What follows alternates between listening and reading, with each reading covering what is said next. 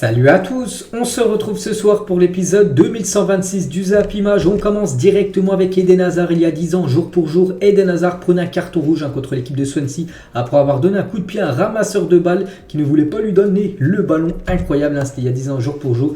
C'était un match, je crois, de Première Ligue, Eden Hazard, carton rouge, parce que ce ramasseur de balles ne voulait pas lui donner le ballon, parce que certainement Swansea menait au score, puis voilà, Eden Hazard voulait que ça aille un peu plus vite, puis du coup il lui avait mis un coup de pied, puis du coup carton rouge pour Eden Hazard, c'était il y a 10 ans, jour pour jour. Toujours avec Eden Hazard, donc son club actuel n'est plus Chelsea, mais c'est bien sûr le Real Madrid. Et regardez à quoi devrait ressembler le futur maillot du Real Madrid la saison prochaine. Bien sûr, le maillot de domicile. Donc déjà, la couleur dominante est le blanc. Voilà, c'est la Casablanca, bien sûr. Les sponsors, donc Emirates Flybetter et bien sûr Adidas. Et toujours avec les trois bandes Adidas de couleur dorée. Voilà, ça sera ça pour le maillot madrilène saison prochaine. Toujours avec le Real Madrid, donc vous savez qu'actuellement le stade est en rénovation, on va dire. Voilà à quoi il ressemblait il y a quelques années. Regardez maintenant, il ressemble à quoi quand même. Le Santiago Bernabéu, bien sûr. Bon, il y a toujours des grues parce que c'est pas encore fini. Ça devrait être fini l'été 2023. Là, dans quelques mois, on peut voir que ça a bien avancé. Quand même, c'est passé de ça à ça. Elle va être sublime ce stade quand il va être fini. Voilà, des autres points de vue, on va dire, du Santiago Bernabéu va être sublime. Ce stade du Real Madrid, n'oubliez pas que le Real Madrid, là, ça fait plus de 2 mois qu'ils n'ont pas joué à domicile.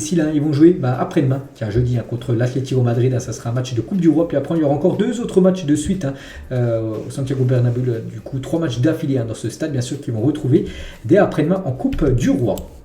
Toujours avec le Real, on va parler de Vini Junior. L'attitude de Vini Junior commence à exaspérer les adversaires du Real Madrid sur les pelouses de Liga comme dans les tribunes. Son nom est toujours copieusement sifflé à l'annonce du speaker et certains lui reprochent d'être provocateur, chambreur, voilà tout ça.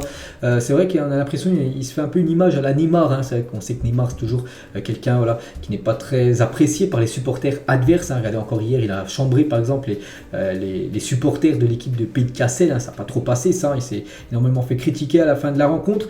Et la même chose pour Vini Junior, il s'inspire un petit peu de Neymar. Ça, c'est pas une bonne nouvelle. Voilà, pour Vini Junior, c'est qu'il se prend souvent la tête avec les arbitres, avec les adversaires, avec le public qui répond souvent alors qu'il devrait se concentrer sur son football là où il est le plus efficace. Le genre Vini Junior. Et toujours avec lui, donc il pose avec un t-shirt en hommage au roi Pelé qui nous a quitté là. Ça va bientôt faire 3 semaines. Voilà, une petite photo bien sûr de Vini Junior. On va parler d'un ancien joueur du Real Madrid qui a pris sa retraite. Ça fait déjà 2 semaines. Et ça, c'est son sport. C'est pas le football, c'est bien le golf.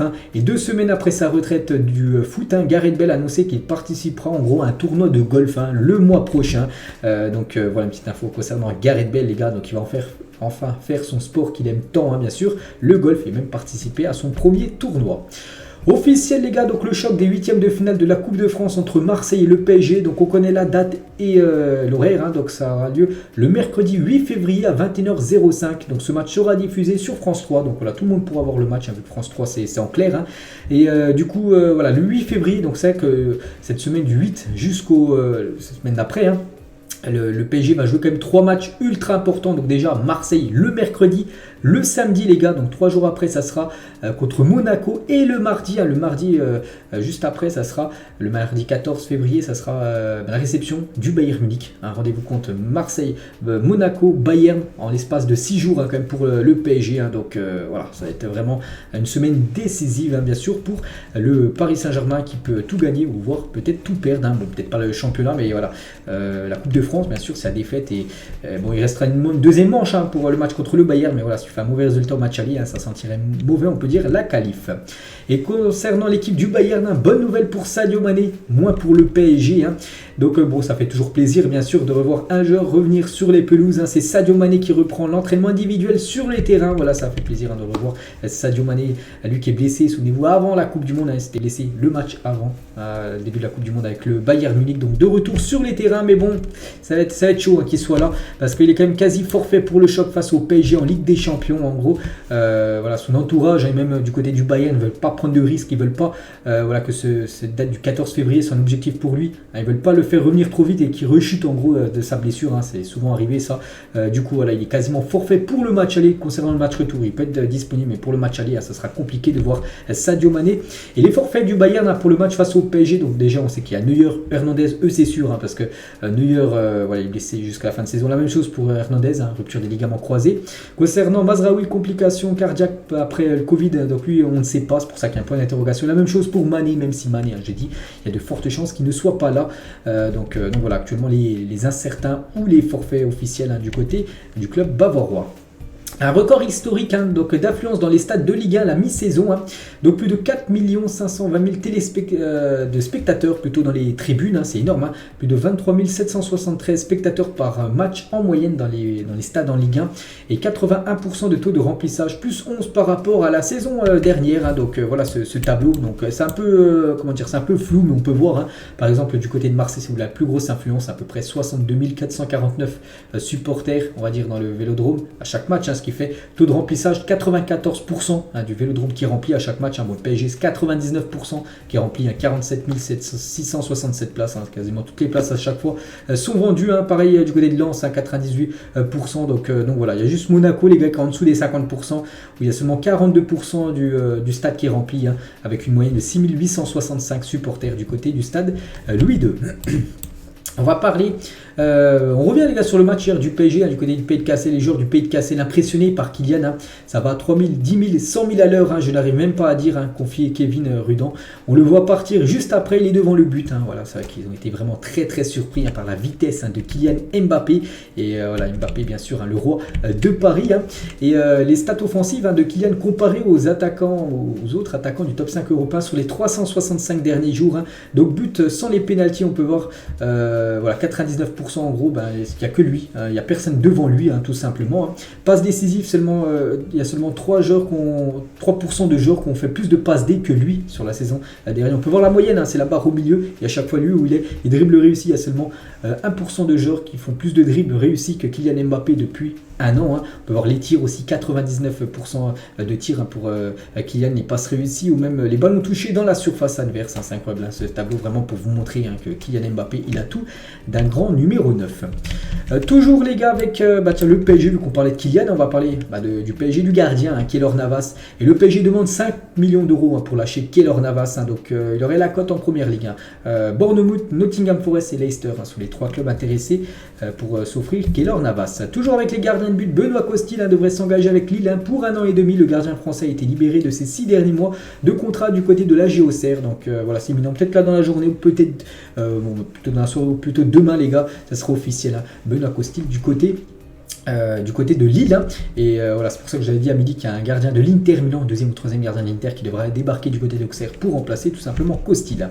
Ludovic Ajorc, donc l'attaquant de Strasbourg, devrait quitter le club là dans les prochains jours. Il devrait rejoindre l'équipe de Mayence du côté de la Bundesliga après avoir perdu Thomasson. Voilà, et il pourrait perdre un autre pilier, cette équipe de Strasbourg, en la personne de Ajorc. Nicolas Kozza est arrivé en Allemagne pour signer un contrat de 4 ans et demi avec Wolfsburg. Voilà, l'ancien Montpellierin devrait débarquer du côté de Wolfsburg. Là, c'est imminent. Concernant Florian Sotoka, c'est officiel, il prolonge jusqu'en 2026 du côté de Lens. Ça a été officialisé là, dans l'après-midi du côté de Lens. Donc félicitations à lui pour sa prolongation de contrat. Une arrivée du côté du Havre, l'équipe actuellement leader de la Ligue 2, c'est le Troyen Nassim Chadli, enfin ex-Troyen, vu qu'il quitte le club, il signe jusqu'en 2025 du côté de la Bretagne. Selim Amala pourrait quitter le Standard de Liège pour signer au Real Valladolid. Voilà, quitter la Belgique pour débarquer du côté de la Liga. C'est Fabrizio Romano qu'on voit cette info. Des nouvelles de l'ancien joueur d'Everton, joueur de Nice maintenant, Morgan Schneiderlin. Il va quitter l'équipe de Nice et s'engager en Australie au Western Sydney Wanderers. Voilà, une équipe en Australie, bon, je pense que personne ne connaît, mais bon, il va quitter l'Europe en direction l'Océanie. On va parler de Léo Messi, les gars. On a parlé beaucoup hier concernant Léo Messi, enfin par la midi, mais hier c'était là où on avait les infos de Gérard Romero, et en gros regardez les raisons pour lesquelles Messi ne veut pas prolonger au PSG, même si Fabrizio Romano a contredit, on va dire Gérard Romero. Donc déjà une prolongation avec du retard, la terrible relation de Messi avec les fans du PSG, la presse qui est mauvaise avec lui, la presse française qui est un peu trop dure sur Léo Messi, la réprimande de Galtier, la protection de Mbappé, voilà en gros tout ce qui aurait poussé Messi à prendre cette décision, même si Fabrizio Romano dit bien sûr que Léo Messi devrait continuer. Et donc voilà ce qu'il peut se dire actuellement sur Léo Messi. On va parler de l'équipe de Chelsea, les gars, et l'UEFA devrait modifier le règlement des transferts et limiter à 5 ans la durée maximum pour régler une indemnité de transfert. Ce changement fait suite aux nombreux contrats longue durée des joueurs de Chelsea, Mudryk ou même Badiachil. Par exemple, Mudryk, les gars, il a signé jusqu'en 2031. Voilà, plus de 8 ans et demi du côté de Chelsea. C'est trop, bien sûr, pour l'UEFA. C'est qu'en France, maximum, c'est 5 ans. Mais du côté en Angleterre, tu peux proposer plus de 20 ans de contrat. Bon, après, voilà, si le joueur il se blesse pendant 20 ans, tu devras payer son salaire. Donc là-bas, du côté de l'Angleterre, voilà, l'UEFA devrait limiter à 5 ans max. C'est des contrats de 5 ans maximum et plus, voilà, comme on veut. Parce que 8 ans et demi, c'est jusqu'en 2031 pour Mudryk. C'est tout simplement énorme. Aurel Di Maria, je suis arrivé au pire moment de la Juventus, mais je suis heureux ici. L'important d'être fort en tant que club, de continuer à travailler, d'être unis en tant que groupe. Voilà ce qu'il a pu dire Aurel Di Maria du côté de la Juventus Turin. La story Instagram d'André Villas-Boas pour l'anniversaire de Pape Gueye, l'ancien coach de l'OM. Les gars, il n'a pas oublié l'anniversaire, je l'ai dit à midi, l'anniversaire de Pape Gueye. Donc il a dit classe Purin, joyeux anniversaire mon Pape. Donc mon Pape Gueye, voilà, il a toujours pas oublié bien sûr ses anciens joueurs du côté de Marseille, l'entraîneur André Villas-Boas.